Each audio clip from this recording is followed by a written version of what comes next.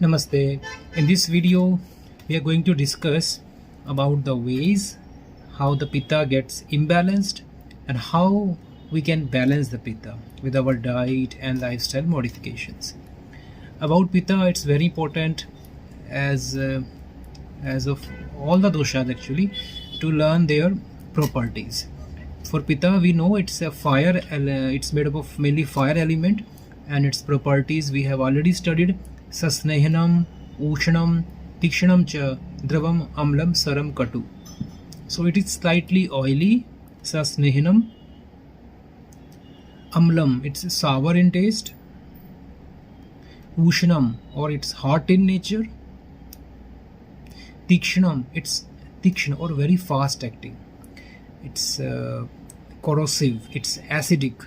That's why it is very fast in action. It is drava, it is in liquid form. It is pungent also, katu. So these are some of the properties of Pitta. So the thumb rule is that if we are in taking these property rich diet, or we are following the lifestyle in which these properties are aggravated, that thing will definitely imbalance the Pitta. Those things will aggravate Pitta. Like in terms of the diet, if we are taking slightly oily things, fried food with some more oils or fats, that is going to aggravate Pitta. And particularly if the diet is deep fried, because frying needs heat. Without fire we cannot fry the food. That is why the oil becomes hot, and then we deep fry the food, then more Pitta is aggravated because it has the combination of Agni or the fire with the fat. Similar way, Ushna is hot. Here we don't mean that only the hot beverages can cause Pitta aggravation. Ushna, in terms of its nature, in terms of its elemental composition, if that particular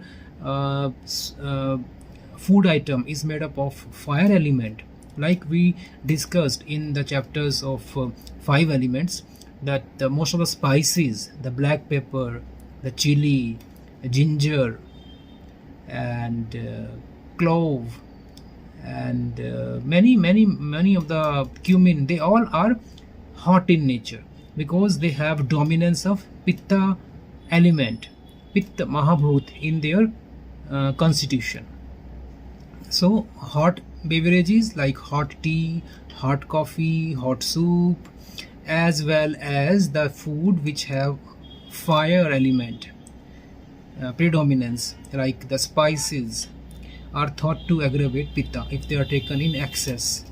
So Sasnehanam, Ushanam. Then Tikshanam. Tikshanam means again the spicy food and the acidic food and the food which acts very fast. Like in these days, in modern days, we can call them the junk food.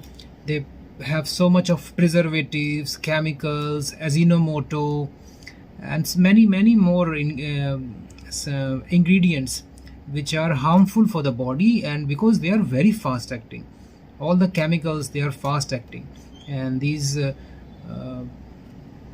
safe preservatives, safe artificial colors, safe flavors, and safe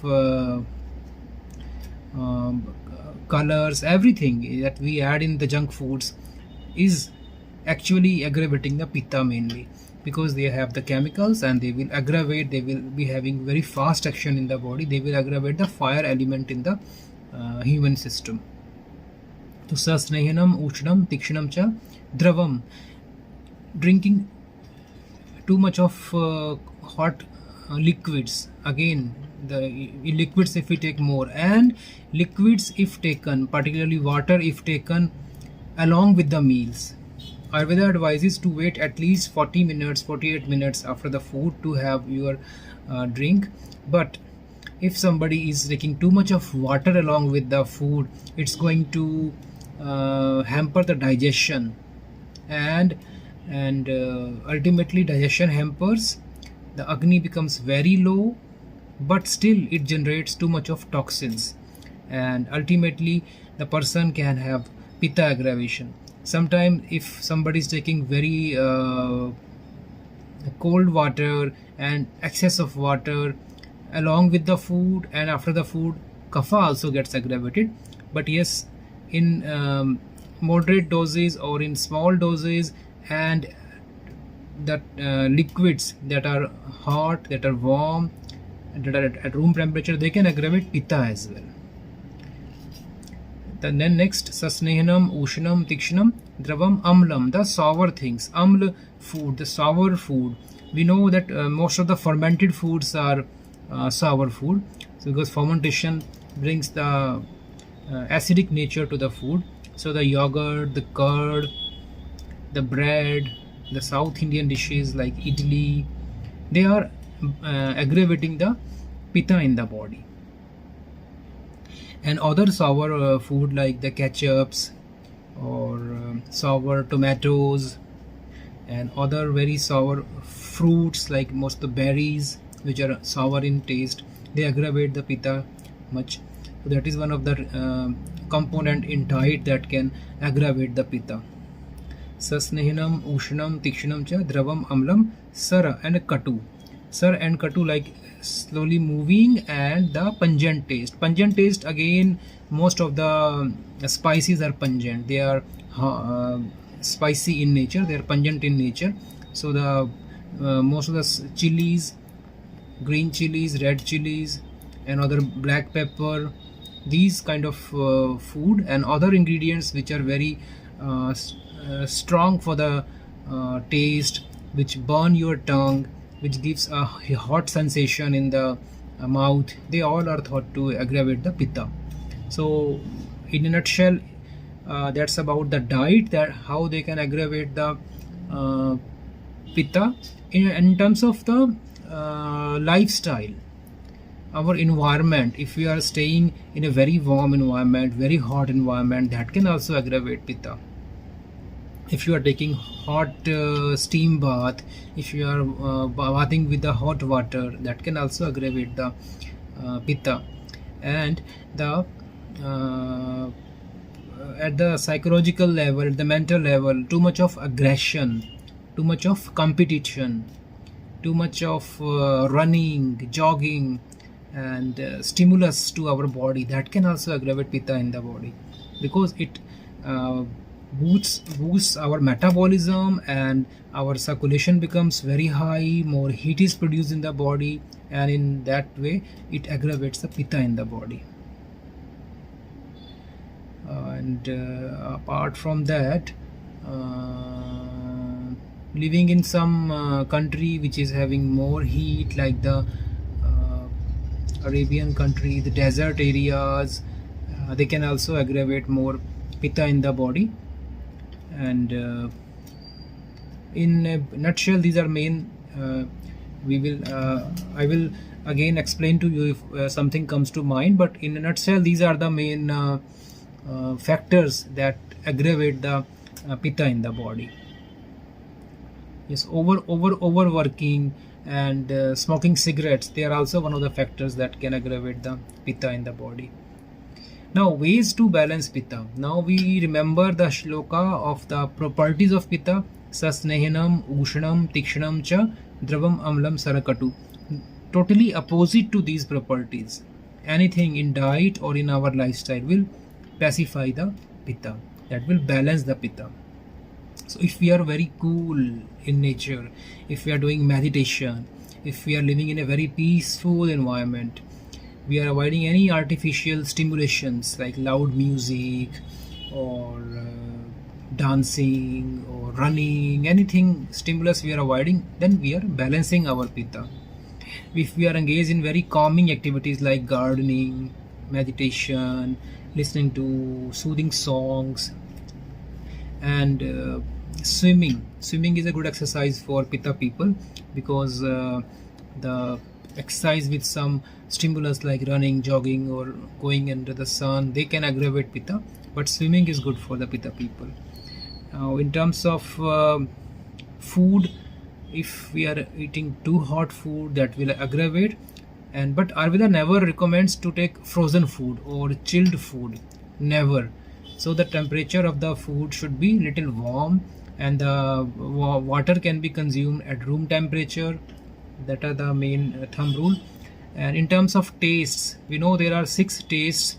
In the next chapters we are going to study them.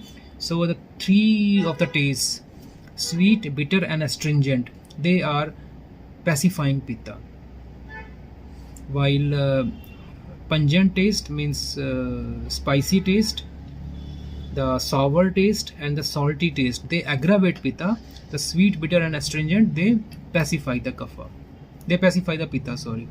Now the complex carbohydrates, sweet fruits, green leafy vegetables, milk and ghee, the clarified butter, they are said to be pitta pacifying.